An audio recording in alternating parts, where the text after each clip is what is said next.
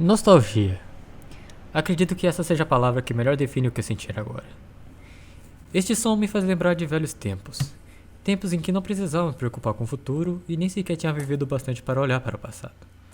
Um momento onde só tínhamos que desfrutar o agora, a dádiva, no qual chamamos de presente.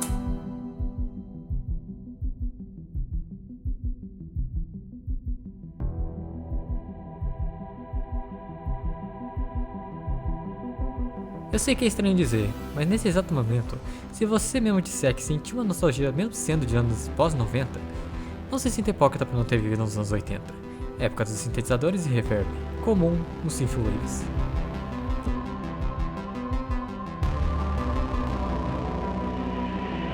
No livro de John Koenig, chamado de O Dicionário das Tristezas Obscuras, o autor denomina esse sentimento nostálgico não vivenciado de anemoia. Então, se alguém chamá-lo de hipocrisia, diga a ele que se trata de uma anemoia.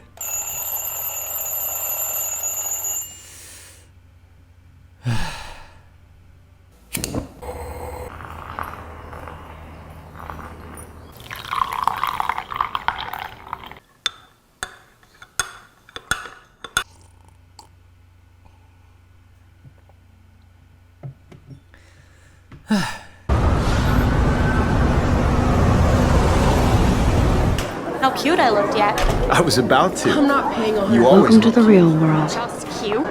She's so fucking shy. She takes selfies with a giant cat.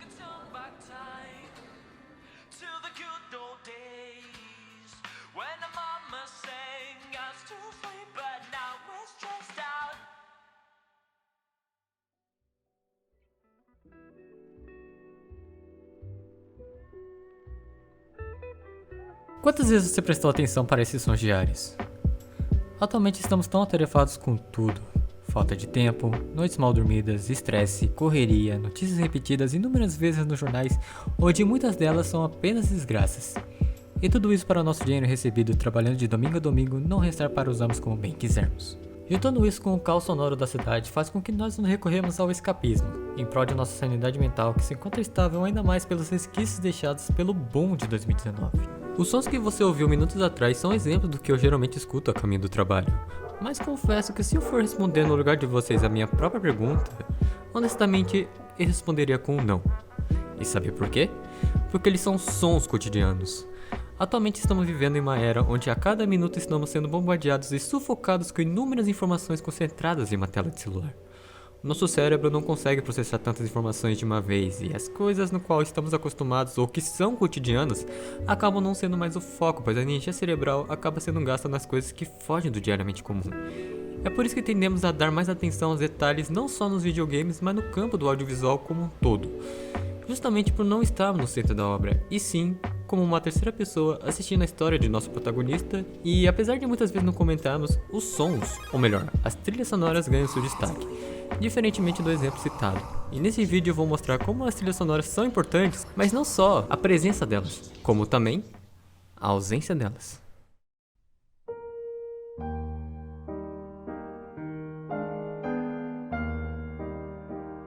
Você já se perguntou por que as músicas clássicas são clássicas? Antes de responder a pergunta, precisamos definir o que seria um clássico, e eu acredito que a frase de Blagan Tanossova define bem a palavra.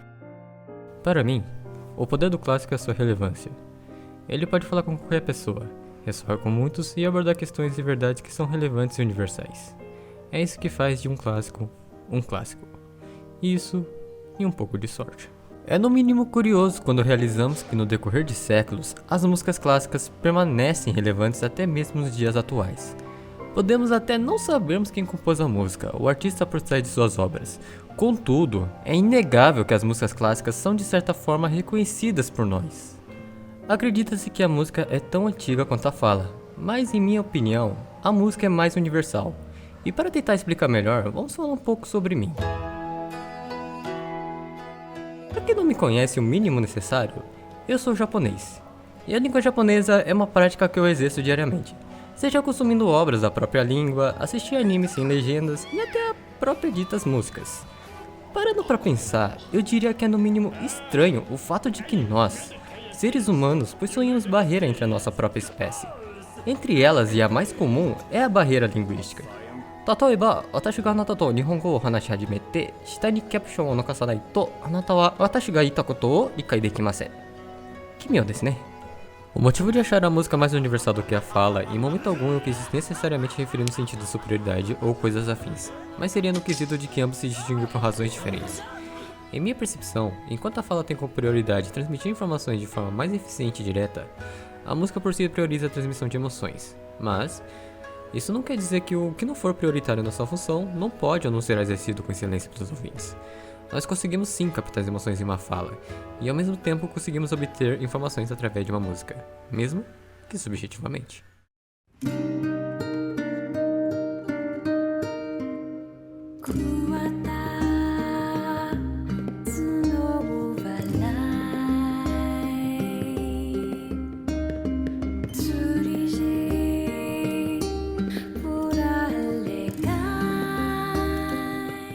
Eu conheci Nier através de Drakengard, e naquela época eu jamais tinha experienciado uma mídia que me tocasse tão profundamente a ponto de ele estar no meu top 10 jogos mais marcantes da minha vida.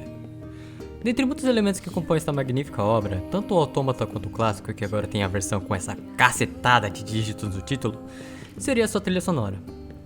Você provavelmente deve até não ter jogado, mas também creio que não é incomum dizer que você já ouviu essa trilha sonora em algum top 10 OSTs no YouTube. Vamos pegar a Beautiful Song como exemplo. Na época em que joguei, eu me lembro do impacto que esta magnífica área me causou e eu não diria somente na primeira vez, mas também na sua segunda vez.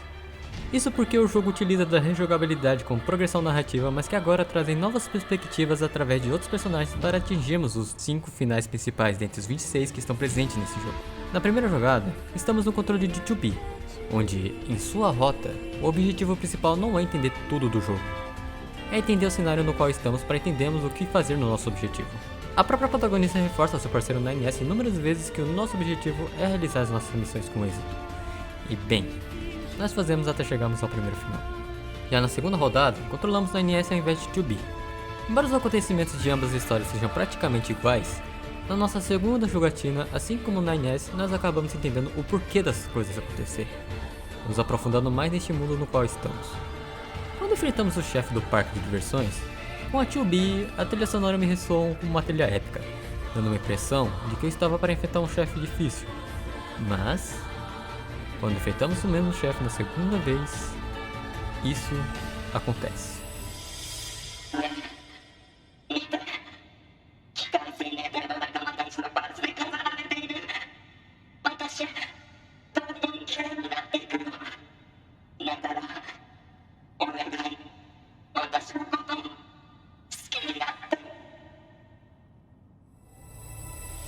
A trilha sonora que antes pra mim soava como um épico, agora é interpretada como um desespero, sofrimento, angústia, um pedido de socorro. E eu confesso que em certo ponto eu não queria derrotá-lo, mas isso era inevitável. A Beautiful Song, assim como o seu próprio nome já diz, é uma das inúmeras belas trilhas que fazem parte da série Nier. E se tem algo que há em comum entre elas, com exceção de uma, é que se você, assim como eu, já tentou buscar a letra que compõe as trilhas de Kate Okabe, perceberá que as palavras na letra não existem ou podem existir, entretanto não tem nexo. O próprio jogo possui a sua própria língua, que foi nomeada como a linguagem do caos. Em uma entrevista publicada no blog da PlayStation, Amy Evans, a vocalista das trilhas de Nier, afirma que nunca se deu um tamanho desafio em compor uma música no qual as palavras, embora não existam significados dicionários, pudessem transmitir mensagens e emoções para os jogadores. A batalha contra a máquina do parque de diversões é bem similar a uma batalha do Nier clássico, o jogo antecessor ao Automata. Não é épica e nem desesperadora como a Beautiful Song, mas sim melancólica. Como se fosse um lamento, e eu admito que essa é uma das minhas trilhas sonoras favoritas do mundo dos videogames.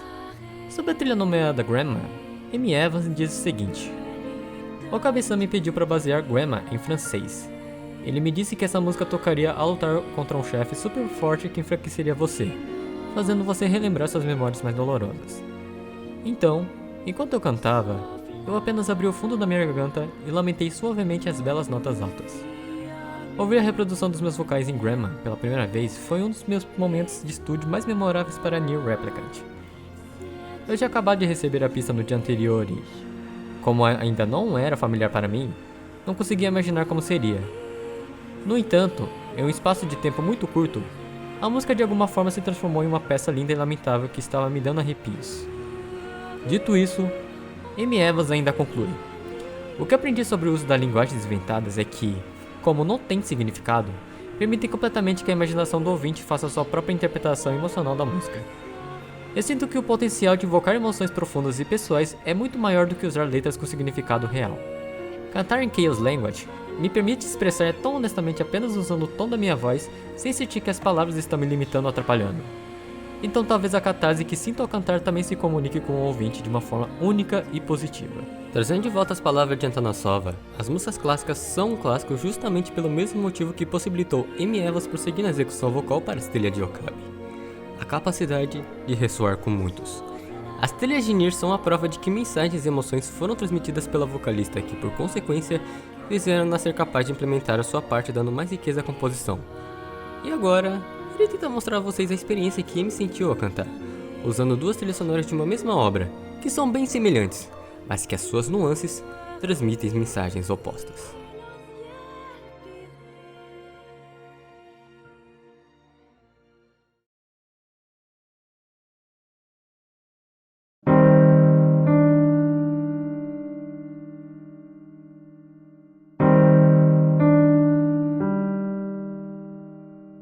Em 2021, depois de muitas esperas pelos fãs, Tsukihime, A Piece of Blue Glass Moon ganha seu trailer de lançamento. Eu acredito que não tinha ano melhor para o seu lançamento. 2019 seguido do ano de 2020 foram anos perturbadores, não só aqui ou no Japão, mas ao mundo todo, e eu creio que todos aqui já sabem disso. Foram tempos sombrios onde eu jamais acreditei que os acontecimentos causados acarretariam no meu psicológico, vivenciando um ciclo repetido onde parecia que a situação só se degradava. Em prol da minha saúde mental, assim como muitos, decidi manter a minha cabeça focada em coisas que não fossem o que todos os jornais da TV repetiam inúmeras vezes. Dentre muitas obras consumidas, Tsukihime foi uma delas, e não foi essa que foi revelada em 2021, e sim a clássica obra lançada em 2000, até porque meu PC não aguenta.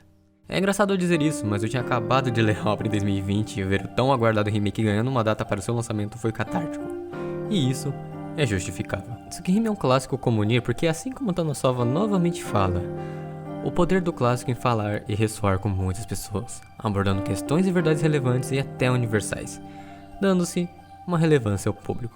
Antes de falar e de te situar sobre do que se trata Tsukihime, utilizarei do recurso Show, Don't Tell. Eu quero que você preste atenção no seu tema principal presente na tela de menu. Eu quero que adivinhe também sobre o que se trata esta novel.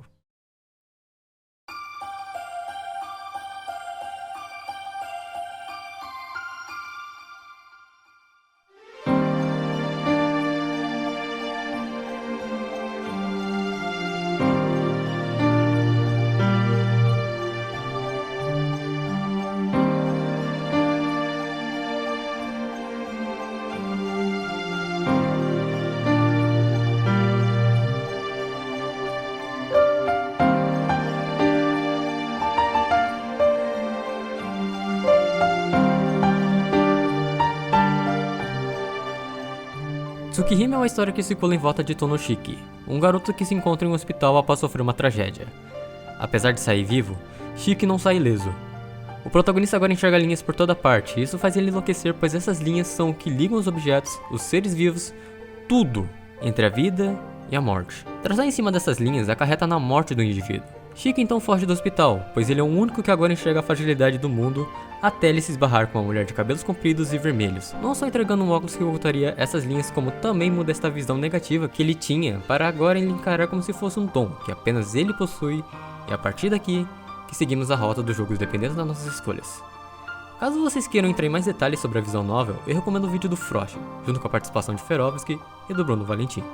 O link estará na descrição. O meu objetivo com esse vídeo não é falar sobre a sua história, e sim mais sobre o quão impactante, icônico e importante é essa trilha sonora pra mim e talvez pra muitas pessoas, apesar das interpretações serem diferentes. O meu objetivo é mostrar a minha interpretação que eu tenho ao escutar essa música, como ela conversa comigo e o quão impactante ela é ao ponto dela ser a minha trilha sonora favorita, não só de videogame, mas talvez de tudo, porque é maravilhosa. E deixando bem claro que eu não sou nenhum compositor musical, não sei nada de teoria musical. Eu só quero transmitir minhas interpretações para vocês, assim como o Amy Evans falou no blog da PlayStation com as trilhas sonoras de Nier. Então, sem mais delongas, vamos nessa. Eu dividi essa trilha sonora em 3 sequências, começando com essa sequência, essa sequência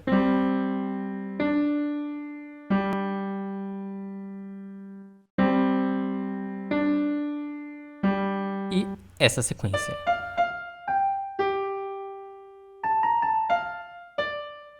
Na primeira sequência, no qual eu chamei de introdução, embora a introdução seja tocada na track 9, deixa-me explicar o motivo. Ela começa com notas médias agudas e sons agudos tendem a remeter sentimentos felizes e animados. A introdução seria exatamente isso, o início. Um fato curioso, pelo menos pra mim, quando essa parte é tocada, temos uma repetição de Ré, Sol, Fá, Sol. E nessa terceira repetição, temos um Dó e Fá antes de voltarmos ao Ré inicial. Temos uma quebra de repetição, isso me deu uma sensação de desvio, um acidente. A repetição dessa sequência meio que demonstra o nosso cotidiano e que de repente houve um acidente, pois em seguidas entramos com a próxima sequência, a nomeada Tragédia. Em sua segunda sequência, diferente da primeira, temos um trítono como entrada, seguido de um Dó e um Sol na oitava médio grave, e isso se repete inúmeras vezes, tanto na track 8 e na track 9. Em contraste com os sons agudos, os tons graves tendem a remeter em sua maioria emoções de melancolia, tristeza e até mesmo a morte. É só pegar a sonata para piano número 2 de Chopin, conhecido como a Marcha Fúnebre. A tragédia é tocada predominantemente nas duas trilhas, tendo um destaque a mais na track 9. E deixe-me abordar mais a fundo sobre essa track antes de prosseguirmos para a próxima sequência para entendermos as suas divergências. A track 9, diferente da track 8, a introdução não é a sequência inicial da track, e sim a tragédia, para enfim a introdução ser introduzida, junto com a sequência do refrão tocada pela metade com os tons mais graves. Na novel, a track 9 geralmente é tocada em momentos assim como eu já designei a tragédia, em momentos mais melancólicos, sejam no monólogo do protagonista ou em diálogos entre os personagens cujo tema discutido é justamente sobre o que eu abordei na sinopse: a vida e a morte. Essa track, em minha interpretação, representa como um arrependimento ou um lamento. Dando contexto para melhor compreensão, a track para mim soa como se o impacto da tragédia fosse tão forte ao ponto de ter nos estagnados no presente e nos possibilitando de prosseguirmos adiante devido à reviravolta e à diferente realidade, e os bons tempos em que vivíamos no passado jamais será vivenciado novamente.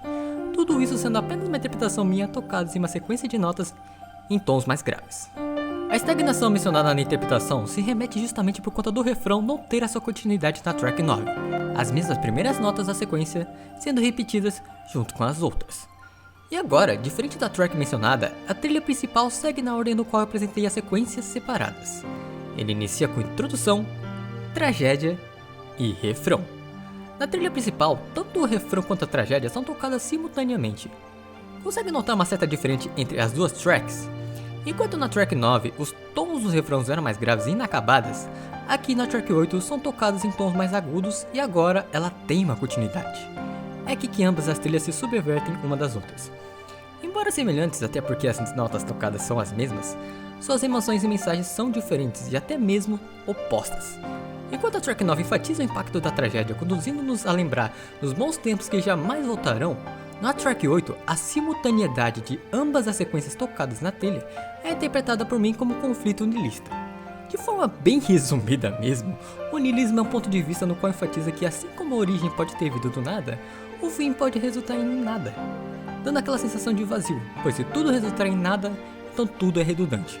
Nada disso há um sentido, inclusive a nossa própria vida. Tsukihime é uma visual novel baseada em sistemas de rotas onde em cada rota mudam as heroínas que serão as protagonistas, cada uma com seu background e filosofia sobre a respeito deste pensamento da vida e a morte, sobre seu sentido ou a falta dela.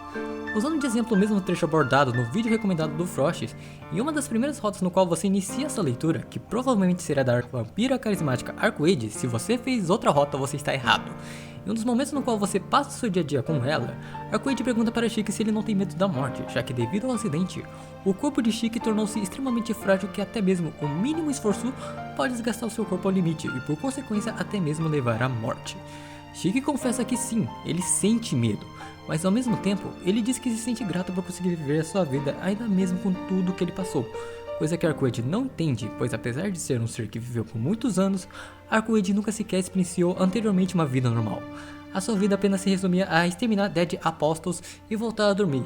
E graças a este encontro entre esses dois protagonistas, que temos uma dentre muitos diálogos sobre o tema no resto da obra. Enquanto a track 9 mostra este vazio niilista sobre tudo resultar em nada, a track 8 seria uma das respostas no qual muitos filósofos encontraram perante este pensamento. Dentre eles, Albert Camus. Diante deste absurdo, ou seja, dessa destituição de sentido da vida, que surgiram 3 respostas como forma de lidar contra este absurdo: o suicídio, a crença ou religião e a aceitação. Para Camus, a primeira opção ele desaprova fortemente, pois para ele, essa resposta não é uma posição contra este absurdo. É uma fuga que nem sequer poderia ser chamada de resposta. A crença sugere que é necessário acreditar em uma força maior capaz de confrontar esse conflito existencial. Mas, novamente, Camus denomina isso como suicídio filosófico, pois você não encontra a resposta sobre o questionamento feminista e mata sua própria reflexão, que é a essência da filosofia. O grande exemplo disso está em uma resposta de Calígula do seu próprio livro. O mundo assim como está não é suportável, por conseguinte, preciso da lua, da felicidade ou da imortalidade, de qualquer coisa que seja loucura. Talvez, mas que não pertence a este mundo. Então, só nos sobra a aceitação, no qual ele tenta explicar através de seu livro sobre o mito de Sísifo. Esse mito pode ser considerado como as inúmeras voltas que fazemos sobre este confronto. Quando alcançamos o pico depois de empurrarmos a nossa pedra, que metaforicamente seria como uma resposta que encontramos a este absurdo. Quando a gente encontra essa resposta, a pedra cai e nos força a empurrarmos para o pico novamente. Como resposta final a este ciclo, Camus finaliza com a seguinte frase: é preciso imaginar Sísifo feliz. Isso significa que podemos encontrar nossa felicidade em nossas tragédias, e empurrar nossa própria pedra inúmeras vezes seria uma revolta contra este vazio. E se revoltamos, significa que buscamos ou criamos inúmeras vezes sentidos em nossas vidas, e com isso, nós vivemos. Fugindo dos resultados das outras 2 respostas anteriores e de certa forma encontrar um grau de satisfação diante do absurdo, mesmo que momentâneo. Shiki, diante deste absurdo, é feliz, e é por isso que a trilha principal de Tsukihime é especial para mim. Essa simultaneidade entre tragédia e refrão é o conflito e a revolta contra este destino sobre ao mesmo tempo a contemplação do mesmo. Shiki não nega sua situação absurda no qual ele se encontra, mas ao mesmo tempo, ele vive.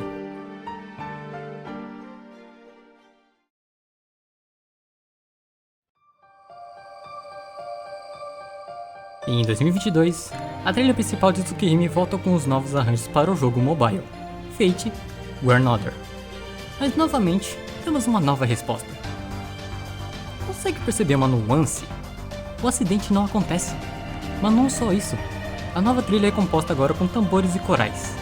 Tambores simbolizam intensidade, tanto que na guerra representa sinais e coordenação para as tropas. O coral também intensifica o sentimento das pessoas na música, por serem transmitidas através das mesmas. Esta música não só representa a mensagem de 2000, como agora a complementa. Os tambores e corais, para mim, representam agora a revolta conjunta contra este absurdo, contra este destino que nos aguarda. Esse tema desperta inúmeros sentimentos porque nos jogos, quando enfrentamos inimigos poderosos, eles possuem seu tema, muitas vezes épicas, melancólicas, desesperadoras e assustadoras. Mas agora é o oposto. Os temas de chefes normalmente fazem com que nós sintamos incomodados contra eles, fazendo com que nós nos perguntamos se é possível derrotá-lo. Mas nunca paramos para pensar o oposto. E se nós mostrarmos o nosso poder? E é isso que o tema desperta dentro de mim. Diante o inevitável, a própria luta basta para preencher o coração dos homens. Pois isso é a humanidade. Nós seguimos em frente sem saber aonde a gente quer chegar às vezes. Mas seguindo em frente, a gente chega a lugares muito longes, seja para o bem ou para o mal, seja para criar uma nova ordem ou para destruí-la mesma. Uma decisão é capaz de mudar os nossos destinos.